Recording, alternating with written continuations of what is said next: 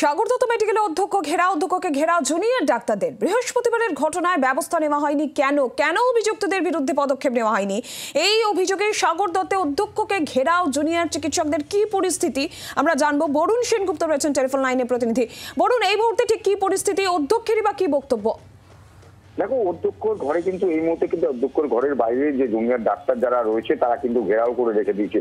তাদের একটাই দাবি, তারা বারবার করে যেটা বলেছিল বৃহস্পতিবার যে ঘটনা ঘটেছিল, অর্থাৎ যে ভাঙচুরের ঘটনা ঘটেছিল এবং সেখানে সেই ঘরের ভেতরে অধ্যক্ষ নিজে উপস্থিত ছিলেন এবং অধ্যক্ষ সেই সময় কিন্তু বলেছিল যে যথোপযুক্ত ব্যবস্থা কিন্তু যারা এটা করেছে তার বিরুদ্ধে নেওয়া হবে। গতকাল পর্যন্ত অধ্যক্ষ বলে এসছে যে যারা এই ধরনের ব্যবহার করেছে বা এই ধরনের ঘটনা ঘটেছে, যারা ভাঙচুরের সঙ্গে ছিল, প্রত্যেকের ছবি সিসিটিভিতে থাকবে।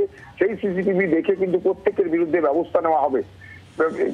গতকাল কিন্তু সেই মর্মে তারা কিন্তু একটি মিটিংও করে এবং মিটিং করার পরে তারা কিন্তু এটাও জানায় যে অধ্যক্ষ এমন কোনো ব্যবস্থা না নেই যাতে এদের জীবনটা নষ্ট হয়, কিন্তু কোনো একটা শাস্তি বিধান বা পুলিশকে জানিয়ে কিছু একটা করুক, এমনটাই কিন্তু তারা চেয়েছিলেন। কিন্তু আজ গতকালের পর আজ পেরিয়ে গেলেও অধ্যক্ষ কিন্তু তার কথা রাখেনি। তিনি কিন্তু যারা এই ধরনের হুলিগান করেছেন বা এই ধরনের ঘটনা ঘটিয়েছেন তাদের বিরুদ্ধে কোনো রকম ব্যবস্থা নেননি। ঠিক সেই কারণেই তাদের বিরুদ্ধে ব্যবস্থা নিতে হবে এবং যারা ভাঙচুর করেছে তাদের বিরুদ্ধে অবিলম্বে ব্যবস্থা নিতে হবে, এই মর্মেই কিন্তু তারা অধ্যক্ষকে ঘেরাও করে রেখেছেন। এখনো পর্যন্ত অধ্যক্ষের ঘরের সামনে তারা বসে রয়েছেন। দরকার পড়ে ধর্ণা মঞ্চ যেখানে ছিল সেখান থেকে তারা উঠে এসছেন। প্রত্যেকেই কিন্তু চান যে একেবারে অধ্যক্ষ কেন এদের বিরুদ্ধে কোনো রকম ব্যবস্থা নিল না সেটা কিন্তু তাদের জানাতে হবে এবং সেটা যদি না জানায় তাহলে কিন্তু অনির্দিষ্টকালের জন্য তারা কিন্তু এই অধ্যক্ষকে ঘেরাও করে রাখবে, এমনটাই তাদের মত।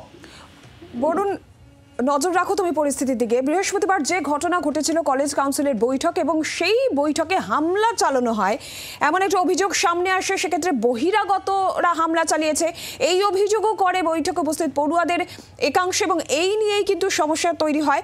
এবং সেই ক্ষেত্রে এখনো কেন পদক্ষেপ নেওয়া হলো না, এখনো যারা অভিযুক্ত তাদের বিরুদ্ধে কোনো কেন ব্যবস্থা নেওয়া হলো না, এই অভিযোগে বা সাগর দত্ত মেডিকেল কলেজের অধ্যক্ষ পার্থপ্রতিম প্রধান তাকে ঘেরাও করে রেখেছেন জুনিয়র চিকিৎসকেরা। সাগর দত্ত মেডিকেল কলেজের অধ্যক্ষকে ঘেরাও করে রাখা হয়েছে।